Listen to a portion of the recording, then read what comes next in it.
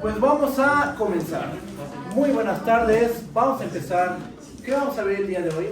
Hoy vamos a demostrar que una curva, una función de R en Rn es rectificable si, solo si, cada función componente es de variación acotada. Vamos a recordar lo que es una función de variación acotada. Vamos a recordar qué significa que una curva es rectificable. O sea, vamos a empezar de golpe con la prueba. Vamos a ir recordando estos conceptos. Después de hacer la prueba, quiero hacer un repaso de topología en Rn. Punto interior, punto exterior, punto frontera, punto de acumulación, punto de adherencia. Hacer algunos ejercicios. Y ya el martes, ya en la siguiente sesión, ya pasar al teorema quizá más complicado del tema de curvas, que es que toda función de un intervalo b en Rn que es de clase C1 siempre va a resultar ser una función rectificable, una curva rectificable. Y además de eso, nos dan una fórmula para calcular la longitud de la curva. La longitud de una función de clase C1 va a estar dada por la integral de en B de la norma de f' de t dt. ¿Okay? Entonces, eso lo vamos a hacer el martes. Hoy vamos a ir repasando todos estos conceptos. Todo lo que pasó, quiero hacer un repaso de todo lo que hemos visto de curvas y un repaso de topología en Rn. ¿Ok? Así que bueno, vamos a empezar. Lo primero que voy a hacer es recordar lo que significa la longitud parcial, ¿okay?, de una curva. Entonces, ¿qué necesitamos? Pues vamos a tomarnos una función gamma. Sea gamma una función definida en un intervalo a, b en Rn, una función. Y b igual a t0 hasta tm, una partición sobre el intervalo a, b. ¿Okay?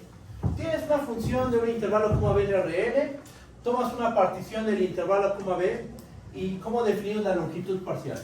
Definimos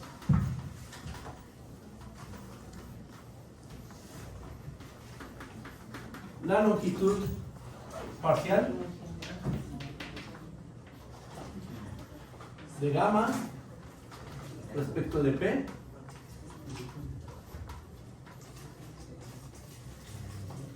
¿Cómo se define este número? Lo vamos a denotar de esta manera. La longitud de gamma con respecto de p.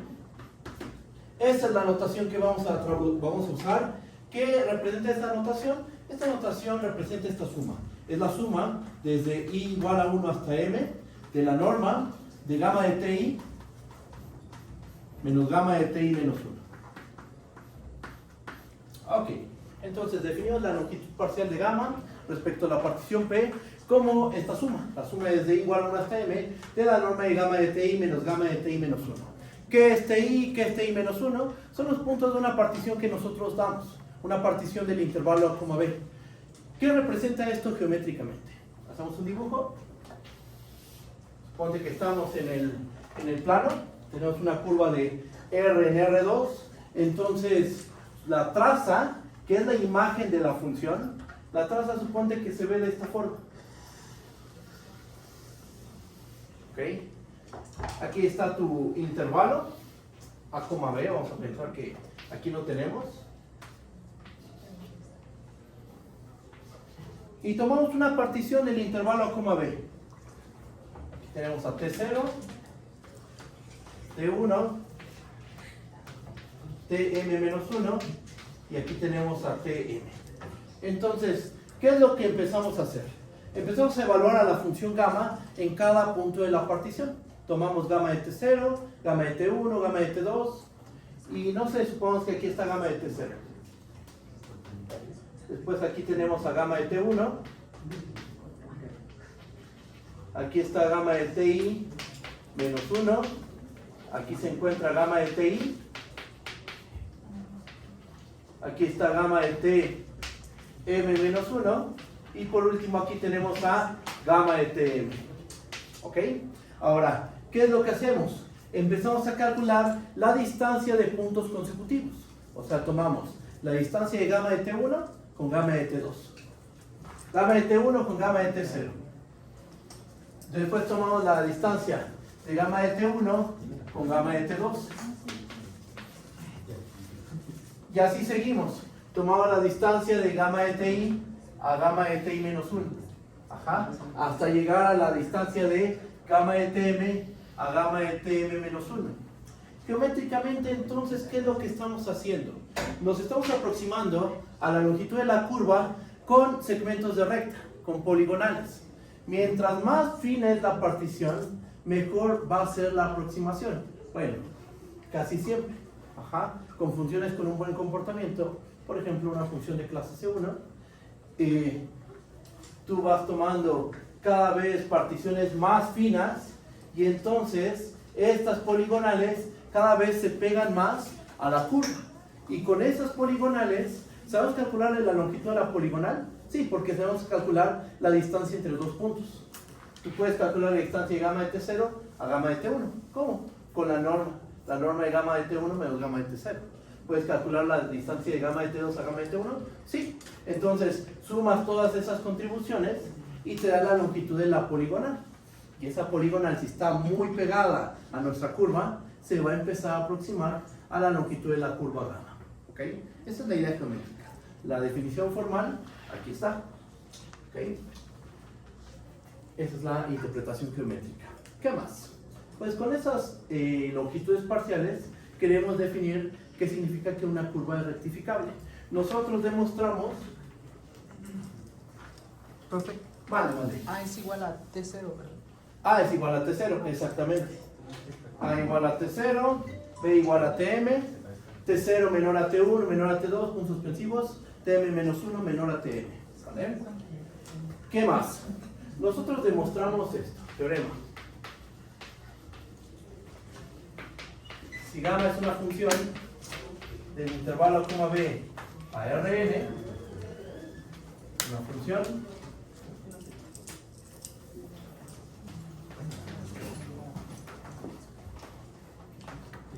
y PQ son particiones del A, B tal que Q refina P, entonces tienes una función del intervalo B en Rn. Tomamos dos particiones P y Q del intervalo B. Aquí recordemos que este conjunto que denota es el conjunto de todas las particiones del intervalo A, B.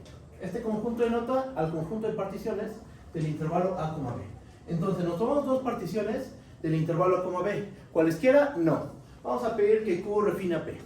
Si Q refina P, entonces ¿qué relación hay entre la longitud parcial de gamma respecto a la partición Q y la longitud parcial de gamma respecto a la partición P?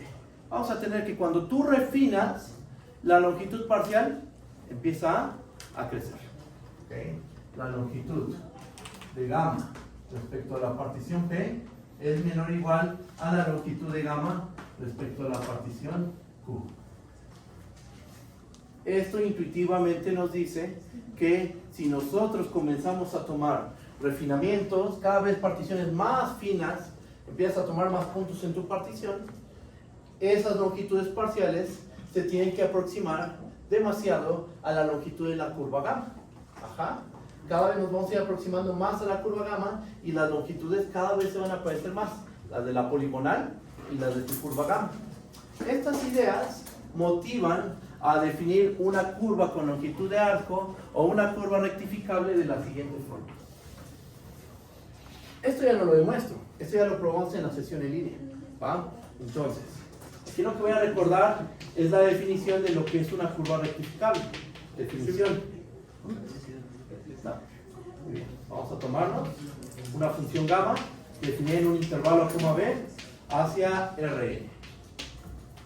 Decimos que gamma es rectificable sobre el intervalo B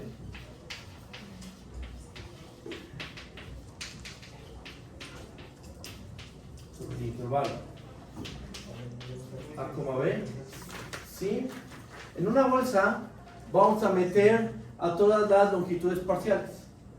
Si el conjunto de longitudes parciales de gamma respecto a la partición P, con P corriendo en el conjunto de particiones del A, B, es un conjunto acotado superiormente.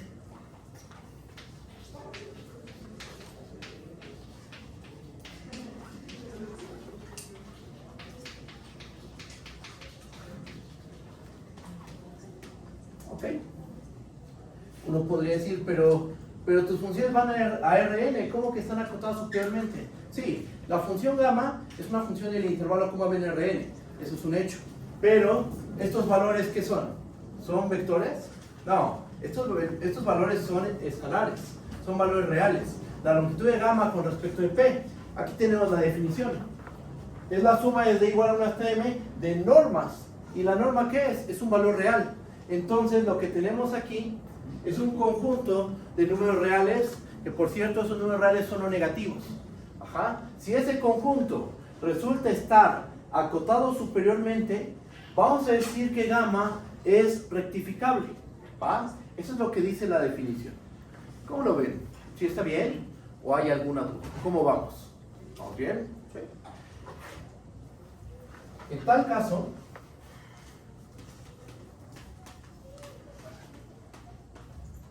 ¿cuál va a ser la longitud de la curva gamma?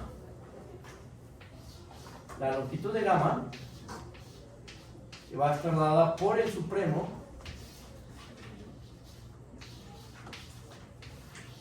de este conjunto.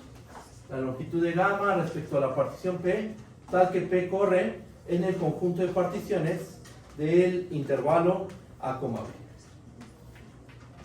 O sea, te fijas en tu conjunto de longitudes parciales con todas las particiones posibles. Tomas todas las particiones posibles del intervalo A, B, te calcula las longitudes parciales y después de hacer ese cálculo, metes en una bolsita todas esas longitudes parciales. Ese conjunto está acotado superiormente, vamos a suponer que sí, y te fijas en la mínima cota superior, es decir, fíjate en su supremo. Ese supremo va a ser la longitud de la curva gamma. Así es como se define una curva rectificable. ¿Ok? ¿Necesitamos que la curva sea de clase C1? No, no se requiere. Hay un teorema que dice, si la curva es de clase C1, entonces va a ser rectificable. Pero no toda curva rectificable tiene que ser una función de clase C1. ¿Ok? Entonces, esta es nuestra definición y está estrechamente relacionada con estas ideas que dimos aquí. Nos estamos aproximando con poligonales a la curva gamma. Mientras más fina es la partición, la poligonal va a aproximarse más a la curva. Entonces, si tomamos la mínima cota superior del conjunto de longitudes parciales, es natural pensar que esa debe ser la longitud de la curva gamma. Y así es como se define la longitud de la curva gamma, como el supremo de estas longitudes parciales. Es fundamental pedir que este conjunto esté acotado superiormente. Si no está acotado superiormente, ese supremo no va a existir. Y entonces la curva no va a ser rectificable. ¿Ok? Voy a borrar esta parte del pizarrón.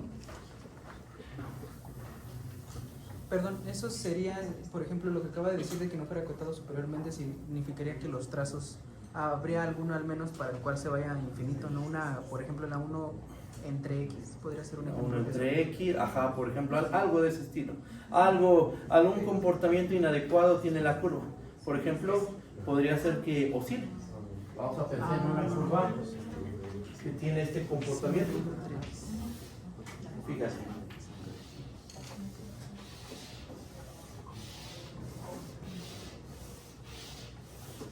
¿Cuántos segmentos de longitud? Suponte que esto es 1 y esto es menos 1. ¿Cuántos segmentos de longitud 2 se van generando aquí? Una infinidad. Entonces va a sumar infinitos 2 al menos, 2 más 2 más 2 más 2, una infinidad de veces, intuitivamente hablando, claro. Y entonces esta curva, ¿qué va a pasar? Que va a tener una longitud infinita. ¿Cuál es el comportamiento humano? Pues que oscila. ¿Puede oscilar y tener longitud alta? Sí, puede pasar, pero no queremos este tipo de oscilaciones. Tal vez una oscilación así, donde cada vez la amplitud va haciéndose más chiquita. Así a lo mejor sí va a tener longitud de arco. Por ejemplo, este es la seno de 1 entre x. Seno de 1 entre Y x. este es x, no. Podría ser la x seno x coseno de 1 entre x, por ejemplo. En esta pues oscila, pero las oscilaciones dan segmentos infinitos de longitud 2. Y entonces estás sumando infinitos 2, por decirlo de alguna manera, la curva debe ser de longitud infinita. ¿Sí está bien? Gracias. ¿Vamos bien? ¿Seguros? Muy bien. Va.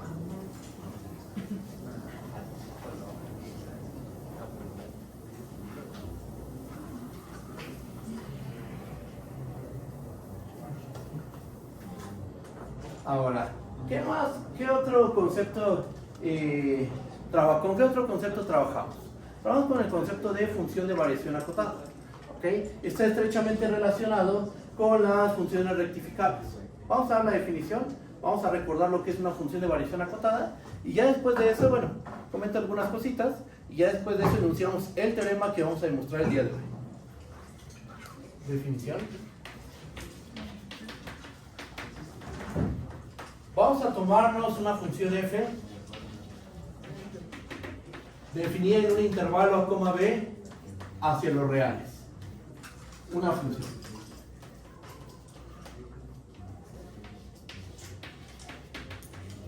Decimos que f es de variación acotada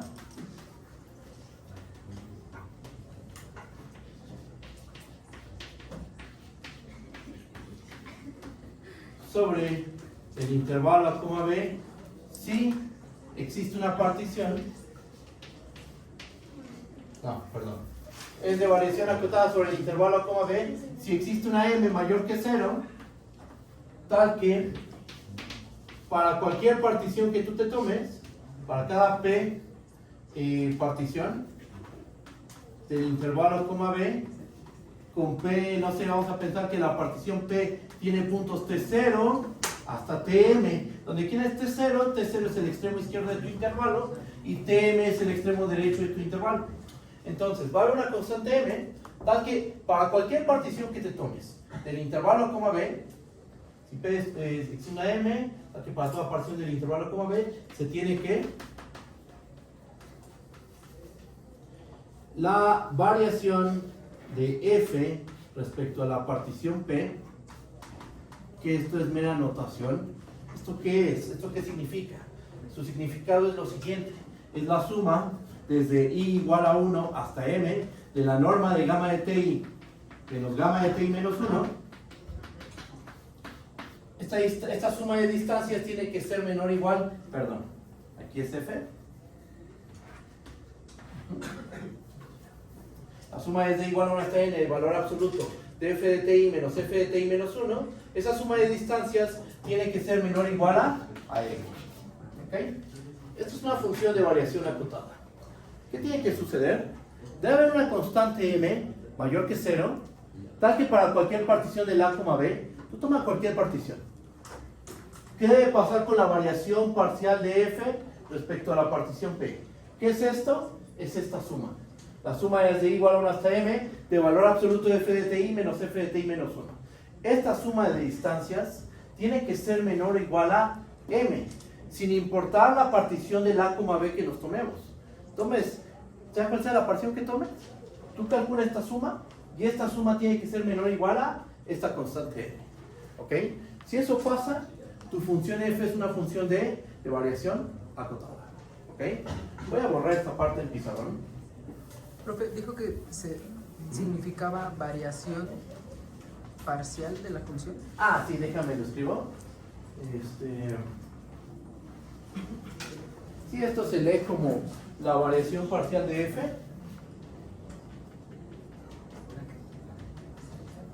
Variación parcial de f respecto de p.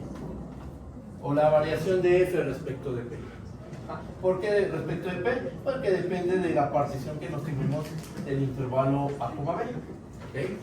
Y bueno, interpretación geométrica de esto. ¿Esto cómo se ve? A ver. ¿Dónde está? Ahí está.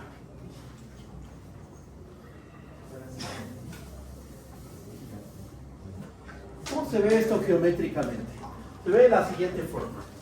Aquí estamos trabajando con una función de R en R, una función de cálculo en una sola variable. Entonces, aquí tenemos a nuestro intervalo A, B. Y aquí tenemos a la gráfica de la función. Tomamos una partición del A, B. T0, T1, Tm-1, y aquí tenemos a Tm. ¿Ok? Son los puntos de la partición P. Entonces, ¿qué es lo que estamos haciendo? Calculamos f de T0. Aquí está. Después calculamos f de T1. Medimos esta distancia. Después, no sé, f de T2, ¿dónde se encuentra? Por aquí, por ejemplo. Aquí se encuentra f de T2 y calculamos la distancia de f de T2 a f de T1. ¿Qué es lo que estamos haciendo? Estamos midiendo qué tanto varían los valores de la función tomando puntos consecutivos. Ajá. No puedes tomar todos los puntos del intervalo y compararlos, porque ¿cuántos puntos tiene un intervalo? Una infinidad no numerable, pero lo puedes hacer con extrayendo una cantidad finita de tus puntos del intervalo A, B. Tomas una cantidad finita y lo que empiezas a hacer es medir qué tanto varían los valores de la función, o sea, qué tanto cambian la regla de correspondencia cuando pasamos del punto A al punto B. Medimos la distancia de f de T0 a f de T1, después la de f de T1 a f de T2, de f de T2 a f de T3, etcétera, hasta la distancia de f de Tm a f de Tm-1. Estamos midiendo esas distancias. Ajá. Estamos viendo cuánto varían los valores de la función moviéndonos del punto A al punto B. Si esas variaciones parciales están acotadas por una constante m, sin importar la partición que nos tomemos, para cualquier partición del A, B, si están acotadas por una constante m, entonces vamos a decir que la función es de variación acotada. Y tiene mucho sentido llamarle función de variación acotada. Los valores varían, pero están acotados, están dominados por una cierta constante m. ¿Ok? Esa es la interpretación geométrica. Estamos midiendo estas distancias. Y bueno, ¿qué más? En una bolsita vamos a meter a todas las funciones de variación acotada. Vamos a denotar eso aquí.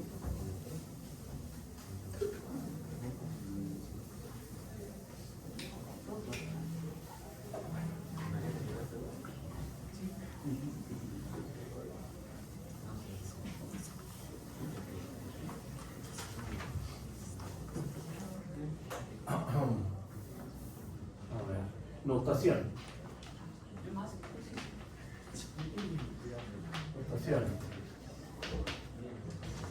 Si f,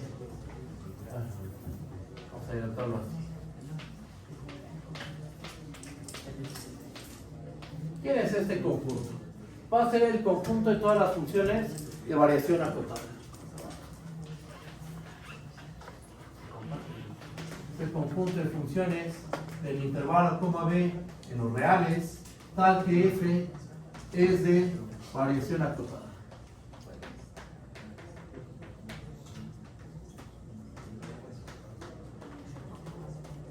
Sobre el intervalo A, B. O sea, en una bolsa, en un conjunto, vamos a considerar todas las funciones de variación acotada, las metes en un conjunto y le ponemos este nombre. Ajá. Ese es el conjunto de todas las funciones de variación acotada. Y otra cosa más. Punto 1, punto 2.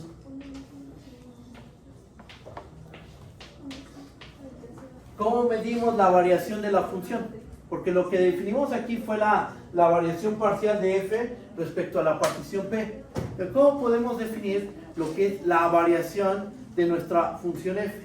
La variación total o la variación de la función f la podemos definir como el supremo del conjunto de las variaciones parciales, tal que p pertenece al conjunto de particiones sobre el intervalo A, B. ¿Ok? Así se pueden definir las variaciones, la variación total de la función, como el supremo de las variaciones parciales. Eso es todo. ¿Va? ¿Qué más? Bueno, algo que probamos en la sesión en línea es que toda función de variación acotada siempre resulta ser una función acotada, pero que el regreso no es válido.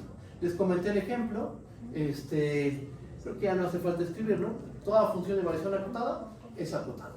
¿Okay? O sea, las funciones de variación acotada tienen, pues, son funciones con un buen comportamiento. Digo, no son como las continuas, pero al menos función de variación acotada implica tener una función acotada. ¿Okay? ¿Y qué implica ser de variación acotada? Ser clase C1. Una función de clase C1 siempre va a resultar ser una función de variación acotada. ¿Vale? Y bueno, aquí está el pequeño repaso de todo lo que hemos visto, que son funciones rectificables y funciones de variación acotada. Tuvimos unas sesiones de ejercicio extras, no hay tanto tema si eso no lo desarrollamos, es algo extra del curso. Vimos que suma de funciones de variación acotada es de variación acotada, que si le volvemos un escalar a una función de variación acotada, nos da una función de variación acotada, por ejemplo, producto de funciones de variación acotada es de variación acotada. O sea, este tipo de funciones tienen un buen comportamiento con las operaciones de función. Por ejemplo, suma de derivables derivable, producto de derivables derivable. Ese es un buen comportamiento. Estas funciones también van a tener esa propiedad. Poseen estructura de espacio vectorial, y de hecho se puede demostrar que este es un espacio vectorial. Ajá. Este espacio vectorial es generado por las funciones crecientes y decrecientes. Bueno, las funciones crecientes nada más. El subespacio generado por las funciones crecientes del intervalo como B son precisamente las funciones de variación acotada.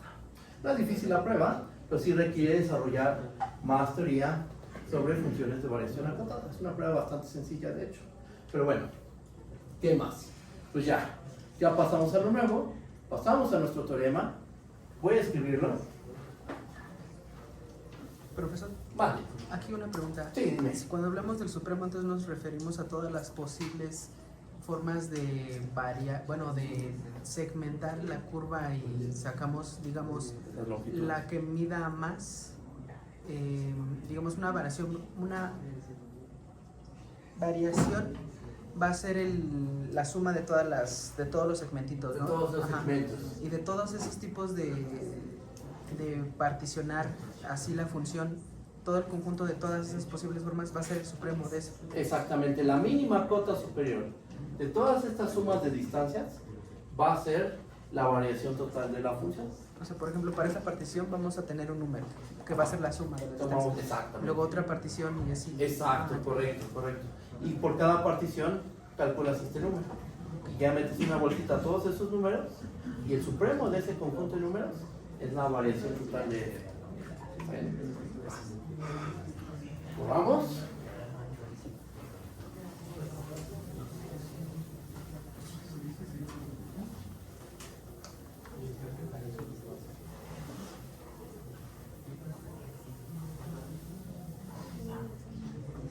Ya, sí, se viene nuestro teorema.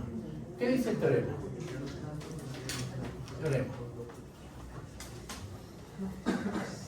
Caracterización de las funciones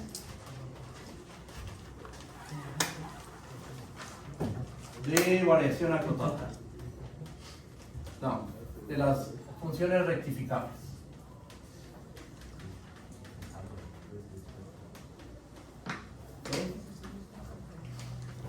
Caracterización de las funciones rectificables. O sea, queremos caracterizar aquellas curvas que son rectificables.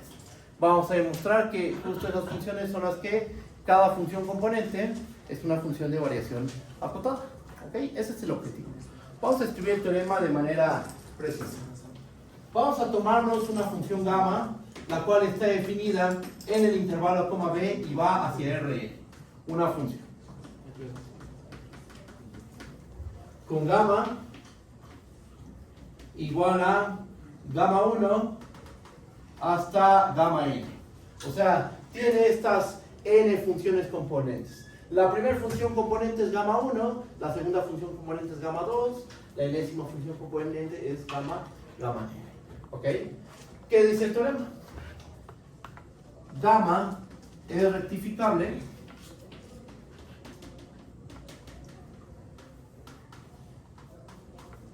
si y solo si para cada i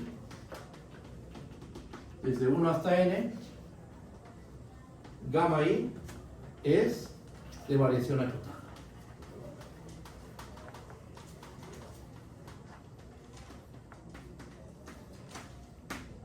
Ok. Una curva, una función de R en Rn va a ser rectificable si y solo si cada función componente es una función de variación acotada. Eso es lo que dice el teorema. ¿Va? Es un sí, solo sí. Tenemos que hacer ida y regreso. ¿Okay? Vamos a empezar suponiendo que gamma es rectificable. Y el objetivo va a ser demostrar que cada función componente es una función de variación acotada. ¿Okay? Eso es lo que tenemos que hacer. Y en el regreso, ¿qué vamos a hacer? Pues vamos a suponer que cada función componente es de variación acotada y nuestro objetivo va a ser demostrar que toda la función gamma es una función rectificable. ¿Okay? Hay que tener presentes la definición de función rectificable y función de variación acotada. ¿Okay? Es fundamental para esta prueba. ¿Se requiere más teoría? No, realmente estoy entendiendo la definición de función, o sea, la definición de función rectificable y función de variación acotada y un buen manejo de norma 2 y norma 1 es suficiente. ¿Okay? Así que bueno, vamos a empezar con la prueba. Voy a borrar esta parte del pizarrón.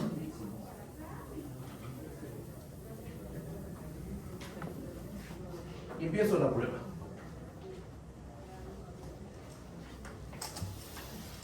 Demostración.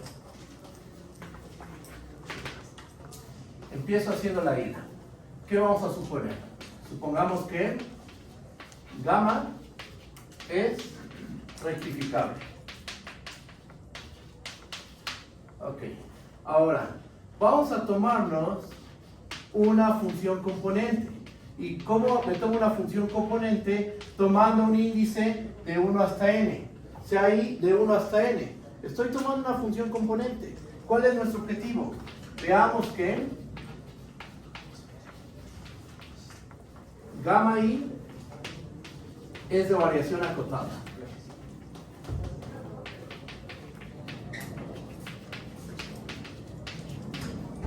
Ok. Ahora, ¿qué hacemos? Por hipótesis, gamma es rectificable. ¿Estamos de acuerdo? Entonces, por hipótesis, ¿qué significa que gamma sea rectificable? Que el supremo del conjunto de las longitudes parciales es un conjunto acotado superiormente. ¿Eso qué significa? ¿Qué significa que un conjunto está acotado superiormente? Que existe un número m tal que para todo elemento del conjunto, ese elemento del conjunto queda por debajo de ese valor m. ¿Ok? Vamos a escribir eso. Por hipótesis, existe una m mayor que 0, tal que, vamos a hacer un poquito más grande de 0, tal que para cualquier partición P que nos tomemos,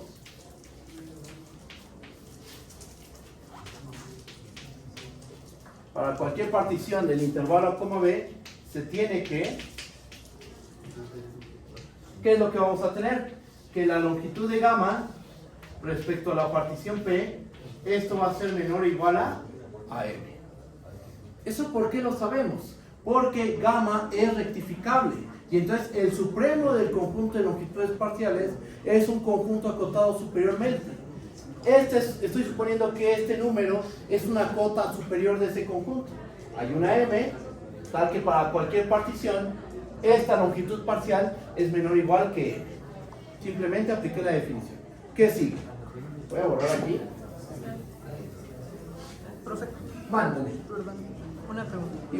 Cuando decimos una función con gamma de esa forma, nos referimos a gamma y la función componente, por ejemplo, es como si tuvieras una función y por cada, digamos, por cada componente tienes una distinta función, por ejemplo, x cuadrada, coseno de a. Ajá, ¿sí? exacto, justo eso es. O sea, por ejemplo, tenemos la gamma de t igual a t, t cuadrada, t cúbica. ¿Cuál es su primera función componente? Esta. ¿Cuál es su segunda función componente? Ahí le puse f, vamos a ponerle gamma. ¿Cuál es su segunda función componente? La t cuadrada. Y la tercera, la t cúbica. Gracias. Bueno, esto. Y ahora, ¿qué hacemos? Ya usamos que la gamma es rectificable. Bueno, pues ahora vamos a hacer lo siguiente. Vamos a tomarnos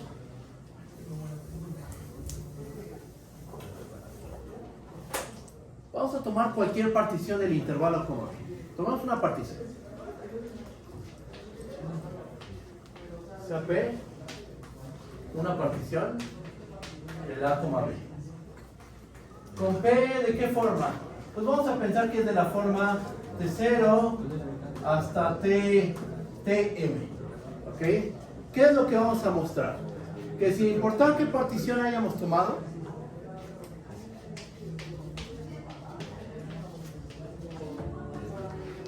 la variación de gamma I respecto a la partición P es menor o igual que esta constante M. Si nosotros mostramos eso, tomando P cualquier partición del A, B, ¿estamos de acuerdo que aquí estamos tomando una partición cualquiera del intervalo A, B?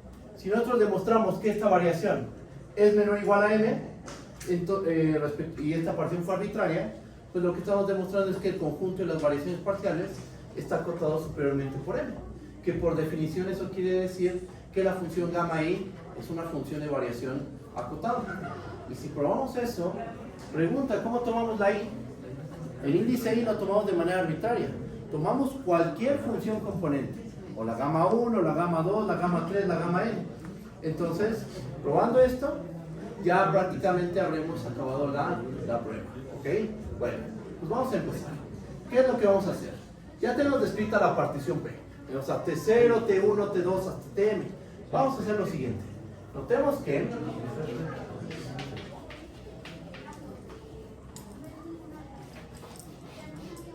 M es mayor o igual que ¿quién? M es mayor o igual que la longitud de gamma respecto a la partición P. ¿Estamos de acuerdo? Ahora, esta longitud, ¿a qué es igual? Esto es lo mismo que la suma desde I igual, aquí hay que poner otra letra, la suma desde J igual a 1 hasta M de la norma de gamma de TJ menos gamma de TJ menos 1. Una pregunta, ¿cómo se compara la norma 2 con la norma infinito? Aquí un pequeño recordatorio. Les dije que solo íbamos a ocupar norma 2 y norma 1, pero no. También vamos a ocupar norma infinito. Tú tienes un vector A.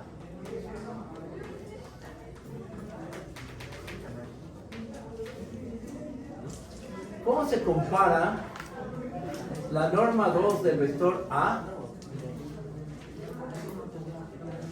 con una componente en valor absoluto? Pues vamos a tener que la norma 2 del vector A es mayor o igual que el valor absoluto de AI para cada I de 1 hasta N. Que en el fondo lo que estamos diciendo ahí es que la norma 2 es mayor o igual que la norma infinita. ¿Ok? Pero así nos conviene escribir esto. ¿Vale? Teniendo en cuenta esta desigualdad, ¿qué podemos hacer aquí? Pues lo que vamos a hacer es lo siguiente. Esto va a ser mayor o igual a la suma desde J igual a 1 hasta M. Y esta norma la vamos a sustituir. Esta norma, ¿a quién se le está calculando? A este vector, al vector gamma de TJ menos gamma de TJ menos 1. Vamos a fijarnos en la diésima componente de este vector. Entonces vamos a tener que esto es mayor o igual que el valor absoluto de gamma I de TJ menos gamma I de TJ menos 1. ¿Ok? Entonces nos queda esto. ¿Y luego qué hacemos? Pues esto termina siendo igual a la variación de gamma I respecto a la partición P. ¿Estamos de acuerdo? Fíjense lo que estamos haciendo. Estamos tomando el valor absoluto de gamma I de TJ. Esta es una J, perdón. gamma i de tj menos gamma i de tj menos 1. Y estamos sumando desde j igual a 1 hasta m. ¿Qué es lo que estamos calculando? Estamos calculando la variación de gamma i respecto a la partición P. Ok. ¿Y con esto qué demostramos? Pues con esto hemos demostrado que, lo voy a escribir de esta forma, la variación de gamma i respecto a la partición P, esto es menor o igual que S.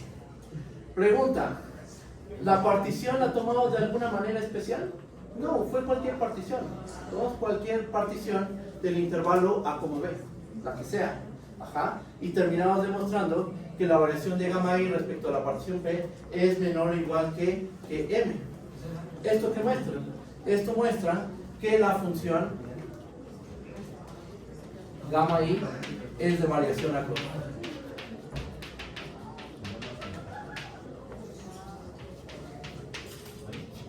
Es una función de variación acotada.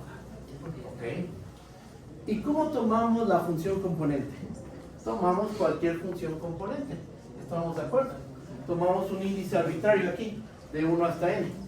Entonces con eso demostramos que cada una de las funciones componente es una función de variación acotada. La conclusión es esta.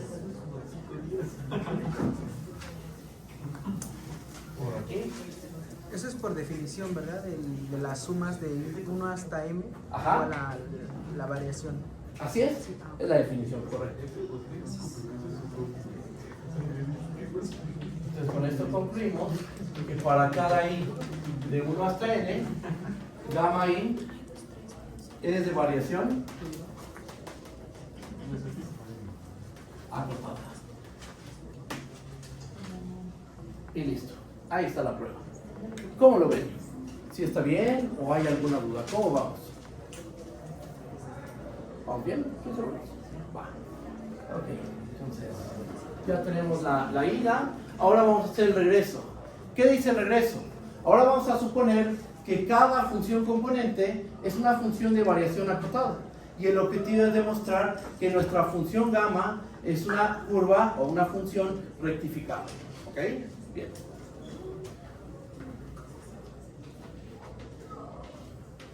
Ahora vamos a hacer el regreso. ¿Qué vamos a suponer? Vamos a suponer, supongamos que gamma es rectificable. No, perdón.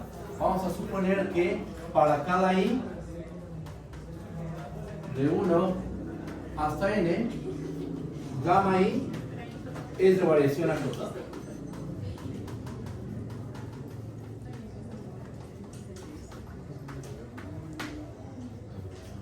Vamos a suponer que cada función componente es una función de variación acotada. ¿Qué es lo que vamos a demostrar? Nuestro objetivo es demostrar que gamma es rectificable. ¿Ok? Ese es el objetivo. ¿Cómo mostramos que gamma es rectificable? ¿Qué es lo que tenemos que hacer? Tenemos que demostrar que el conjunto de las longitudes parciales es un conjunto acotado superiormente. O sea, hay que encontrar un número m mayor que 0, tal que sin importar la partición que nos tomemos, la longitud parcial siempre va a quedar por debajo de esa constante m.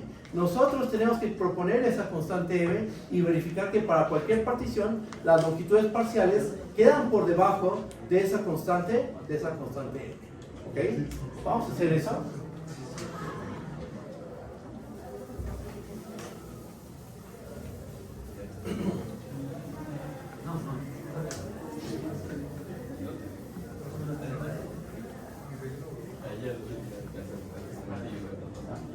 Deme un segundo. A ver.